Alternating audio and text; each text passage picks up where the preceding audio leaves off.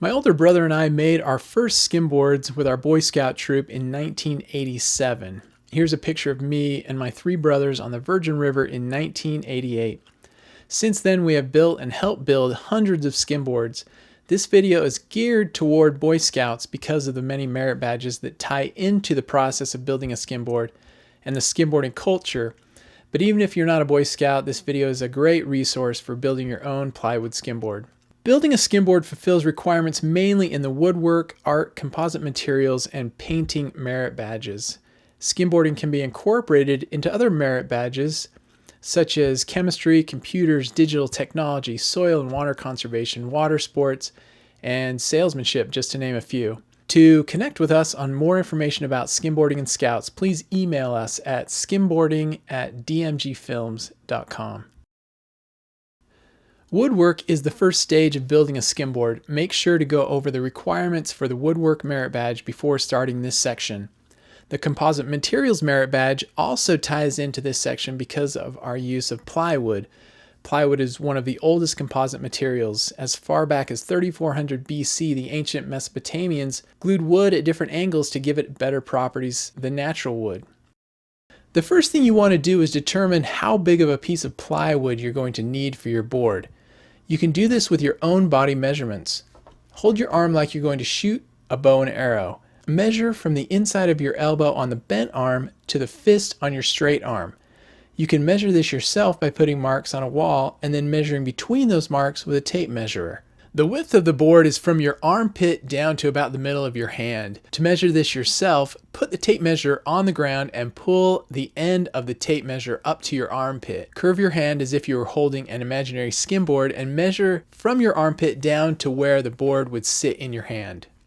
Now that you know how long and how wide your board will be, the next step is getting a piece of plywood that is big enough. Plywood is made by gluing thin layers of wood together. The more plies there are in your plywood, the better, because it makes for a sturdier board for writing features such as rails and boxes. Also, try to find a plywood made with a waterproof glue or resin. Later, we'll be using water to warp our board, and sometimes the plies will come apart if the glue isn't waterproof. You can see the stamp on this plywood says resin tight and is an exterior plywood.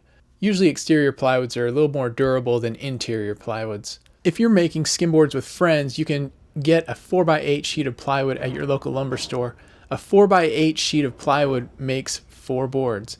I usually go through a few sheets to make sure I'm getting one that isn't warped weird. And this is a fir plywood. I like using fir because it's light. Some people like to use birch because it's sturdy, but birch is a little bit heavier, and if there's enough plies, fir plywood works great. I would also recommend finding a plywood that is already sanded because it's going to be less work for you when it comes to sanding your board. If you're over 130 pounds, go with a plywood that is around a 1/2 inch thick. If you are less than 130 pounds, you can probably get away with a ply that is less than a 1/2 inch, like 3/8. If you're over 250 pounds, you could probably do something as thick as 3/4 inch ply. I also have the store cut the sheet into 4 pieces so I can fit it into the back seat of my car. Make sure that when you cut the wood, the grain of the wood is running lengthwise from the front to the back of how your board will be.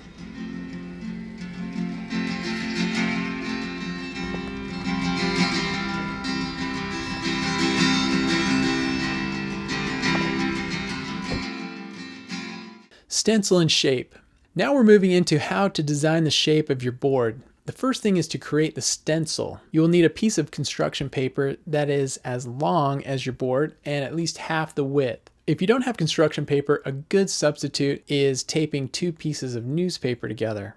You've measured out how long your board will be. Now mark that same distance on the edge of your piece of paper. We are creating a stencil that will be half of our shape. This will allow us to have a symmetrical skimboard. So from the edge of the paper, measure only half of the width. Next, take a pencil and do a rough sketch of the design you think you want. I like to fold my paper in half so I know where the middle of my shape is lengthwise. When I first made my stencil, I thought I would make a skimboard where the front and the back of the board were the same shape. I later decided to change it, and I will show you that process. So now that you have your shape on the paper, go ahead and cut it out. Get your piece of plywood, measure a halfway mark on the width of both ends of the board and draw a line through the middle of your board. This will give you a reference on where to align your stencil. Secure your stencil on either the right or the left side with some tape and trace the edge of your stencil onto the plywood. Then flip the stencil over to the other side and trace it again. At this point, you can step back and see if the shape looks good. For me, I decided it looked a little too wide on the ends. So I modified the stencil to make the tail a little more narrow and gave the front a little more of a point. Then I just repeated the process of securing and tracing the stencil on the right and left side. Cutting. Now that your design is traced on the board, you need to cut it out. I use a jigsaw to do this. Make sure to always use caution and the proper safety equipment when operating power tools. When cutting the board, try to make the cut as straight as possible along the line that you have traced. I will sometimes go back over any parts of the edge to smooth them out and get rid of the bumps. From the extra pieces of scrap wood that you have trimmed off, cut a couple straight pieces that you will later use when warping your board. Warping. In this section, I will be warping the front and back of the board to give it what they call rocker. I will go over two ways to do this. One way is very basic and the other a little more advanced.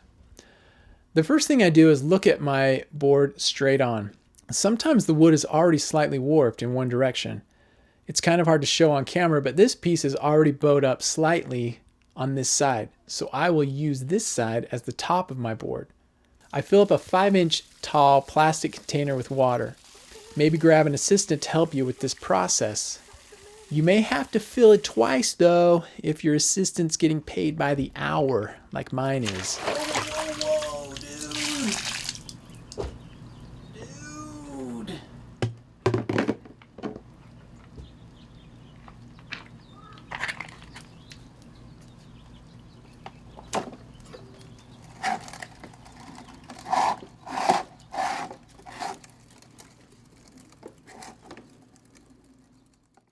Soak the tip for about an hour to let the water soak up into the plies. Here's one basic technique to give your board a little rocker. Once the board is soaked, place the end of the board on a couple of stacked pieces of your scrap wood. I usually like to stack the scraps at least an inch high. Then add weight about 10 inches from the end of the board. There should be enough weight that the bottom of the board is touching the ground. Leave the board like this for about 24 hours so it has a good time to dry out and hold the new warped position.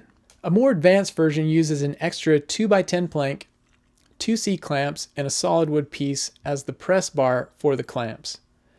Lay the skimboard on the 2x10 plank so that the board is lined up with the middle of the plank. Place the wood scraps under the end of the skimboard. Make any adjustments that you need to. Place the solid wood press bar piece about 8 to 10 inches in from the end of the skimboard and then attach your C-clamps so that one end of the C-clamp is on the press bar and the other end of the C-clamp is on the 2x10 plank. I will alternate tightening between the clamps a little at a time. You don't want to snap any of the plies, and sometimes if you tighten too quickly, it may crack. If the wood isn't wet enough, you might also run into the risk of the plies cracking. I will usually tighten the clamps until the bottom of the skimboard is pressed against the 2x10 plank. Keep it clamped until the wood is dry. I'll usually give it 24 to 48 hours in the summertime when the weather's warm. After the board has dried out, it should look something like this, with the ends warped up, but the rest of the board is relatively flat. Sanding.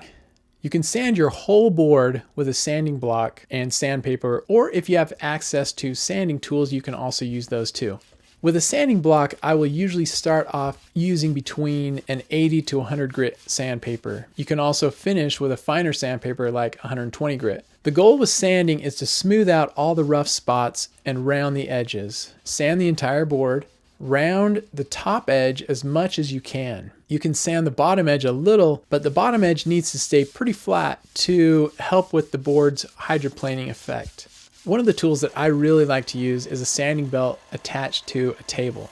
This is great for smoothing out the curve of your edges. And I also use it to sand the bottom where the rocker is. Sometimes it's a little bumpy after it's been warped, and I will just kind of sand the bumps down with this. I will also round the top edge. Having a rounded top edge helps when applying the waterproof coating that we'll get to later. After you're done sanding, take a damp cloth to wipe off the sawdust. It's important that your board is as clean as possible before painting and waterproofing. Painting. In this section, we will be fulfilling requirements in the art and painting merit badges. Make sure to refer to the merit badge requirements before beginning this step. If you're going to paint your board, only paint the top.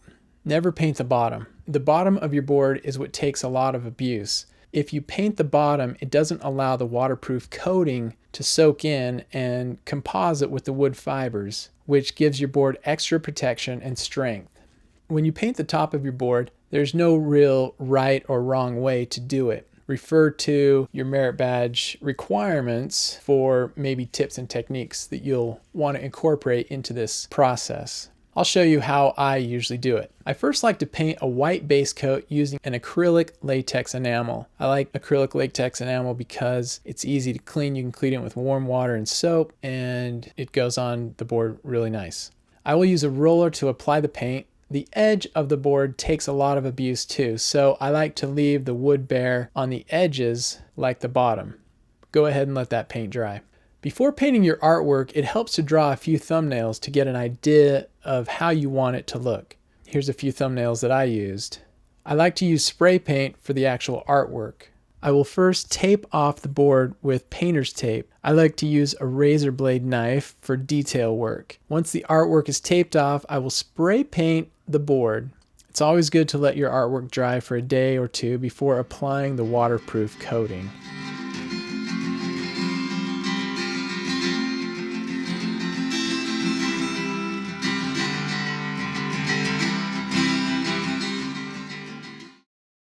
Envirotex Light. This section also ties into the composite materials merit badge, so review the requirements before starting. In the years of building skimboards, I have used numerous coatings to protect and waterproof my boards.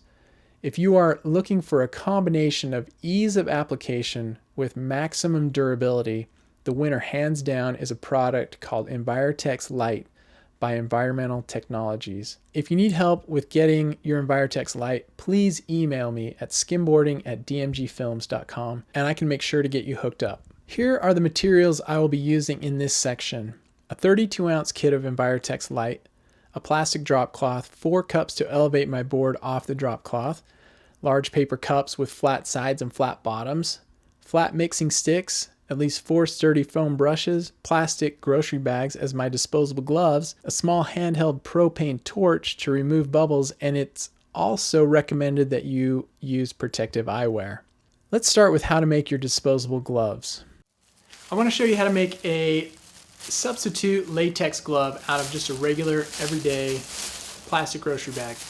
Okay, the first thing you want to do is cut out the handles. Leave about an inch to inch and a half of plastic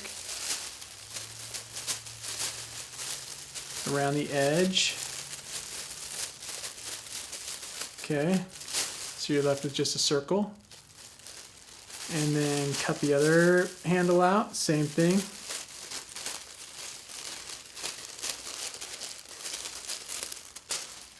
Okay, so we've got 2 handles, and I'm going to show you first how this is going to go on your hand before I put the plastic on, just so you can see how I like to secure the bag onto my hand with these handles. So the first one is going to go around between your index finger and your middle finger, and just twist it so you double it up right there. And then the second one is going to go between your thumb. You're going to twist it once or twice on the back side, and then you're going to secure it around your pinky finger like that. And this piece, when you have your bag over your hand, there will be extra that I just wrap up, and you'll tuck it underneath this piece that goes from your thumb to your pinky. All right, so let me show you how that's done.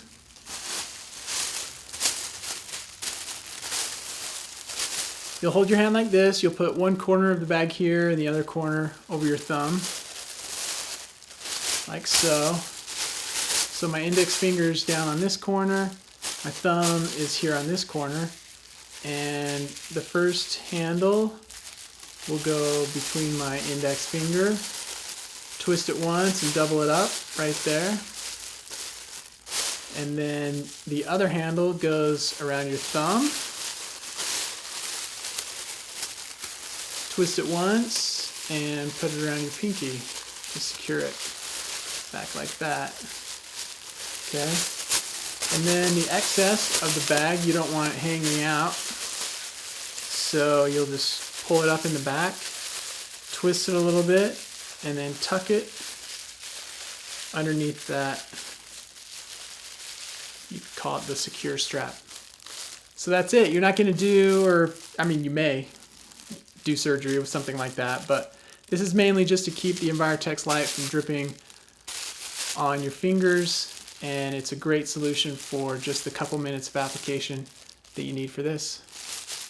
Reuse and recycle.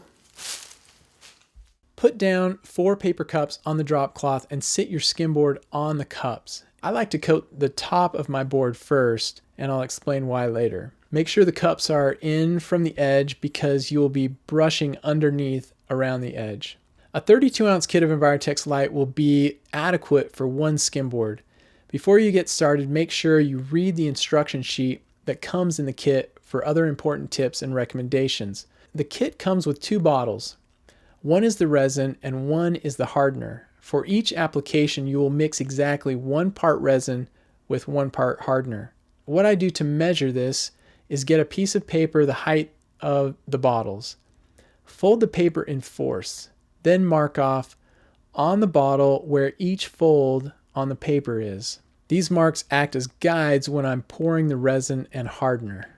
I usually do 2 coats on the bottom and at least 1 coat on top, and sometimes 2. Get 2 mixing containers. I like to reuse fast food paper cups because, one, I'm reusing, and also because they have flat sides and flat bottoms. Just make sure to wash and dry the cups beforehand. Make sure that your mixing sticks also have straight sides and flat bottoms. I also like to have an extra garbage bag and some toilet paper handy for drip cleanup. You can start with either bottle.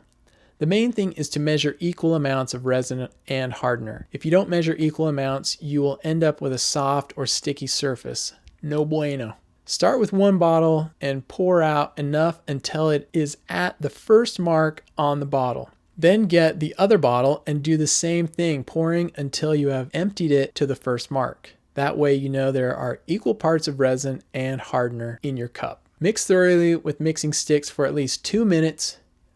Scrape the sides and bottom as you mix. Occasionally scrape the mixture from the stick back into the container. After 2 minutes, pour the mixture into the second container and mix for at least another minute with a new mixing stick. This is called double mixing. Continue to scrape the sides and stir stick. Now that it is mixed, it's time to pour it onto your board. Because of the chemical reaction between the resin and the hardener, if you leave the mixture in the container too long, it will become very hot and set up very fast. So you want to move quickly, but not too quick. I will start in the middle of the board and use my brush to work the Envirotex light evenly out toward the edges. I continue to pour and brush until I have evenly covered the entire surface of the board. The edge is kind of tricky because you need it covered, but if you use too much on the edge, it gets messy with all the excess dripping off. Make sure that you don't leave any bare spots. You can take your brush underneath the edge and try to get rid of any drips. The last thing that you can do while the Envirotex light is still wet is to use a hand torch to get rid of the bubbles. Bubbles created while mixing will rise to the surface. The carbon dioxide from the torch, not the heat, is what gets rid of the bubbles. Hold the torch approximately 6 inches away from the coating and use a gentle sweeping motion across the surface to dissipate the bubbles. If there is excess around the edges, it will continue to drip. If you can, check the board every 10 or so minutes and brush any drips away. It takes about 8 hours for the Envirotex light to dry and 72 hours to completely cure. I'll usually wait about 24 hours before I flip the board and apply the next coat. You can reuse your mixing sticks. Just scrape the edge back into the cup and lay the sticks on the edge of the cup so the sticky end isn't touching anything else. We are now ready to apply the first coat to the bottom. Flip your board over and make sure that there aren't any drips. If you have drips that have hardened on the bottom, you will want to sand those down so you don't have any bumps. You want the bottom of your board to be as smooth as possible. With the amount of Envirotex light that I used on the top of my board, I realized that I barely had enough to coat the entire surface. Because the bottom of my board is plain wood without any paint barrier, it will soak up more of the Envirotex light. So I'm going to make another mark on the bottle in between the second and third mark. Then repeat the process of adding 1 part resin and 1 part hardener, measuring down to the new mark. Mix for 2 minutes, double mix in a second container with a new mixing stick for at least another minute, and then apply to the board, starting in the middle and working out toward the edge. I try to add a little extra toward the edge because that is the part that wears away the most when you're actually skimming on your board. I'll go over the surface with my torch and also try to brush the drips underneath.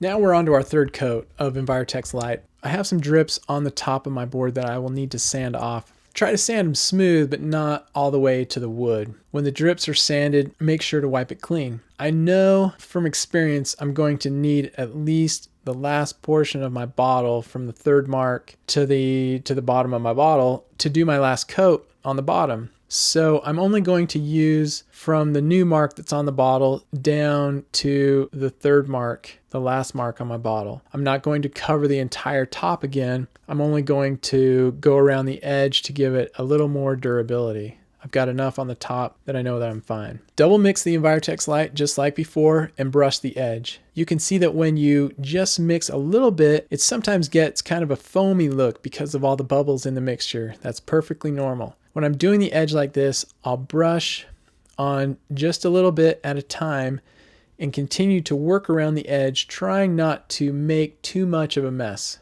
If you have any holes on the edge of your board or on the bottom, it helps to try and fill those the best you can with the Envirotex. I'll finish up with the torch. I mentioned before that there's a reason why I coat the top of my board first with the Envirotex light. And that's because I want the last coat to be on the bottom. I usually have drips that will need to be sanded off, so I want my final coat to be on the bottom where I can cover up any sanding that I do. The bottom surface is the most critical for a good writing skimboard. After sanding, wipe the board clean and apply the last coat. So if I do this last coat on the bottom, it's going to drip down onto the top, right? But bumps on the top of the board are okay. You can sand them down a little or you don't even have to. You put wax on the top of your board anyways, and so a few bumps aren't going to hurt anything. It's the bottom that I want the smoothest. Like I said before, this part of your board is usually the most abused from the sand while you're skimming, so making the Envirotex fairly thick around the bottom edge will add to the durability of the board. If I have any left in my cup when I'm done, I'll usually add a little extra around the edge. Use the torch for an ultra smooth and glossy finish. I recommend letting your board cure for 72 hours. Make sure to apply surf wax on the top of your board for traction. Other than that, you're ready to go. Once you finish your board, let us know. Instagram your board and tag us at flatland.skim. Hit us up on Twitter at flatlandskim or email us at skimboarding@dmgfilms.com. I look forward to seeing all of your boards, the artwork that you do, and the places where you're skimming. Keep in touch and we'll see you where the water meets the sand.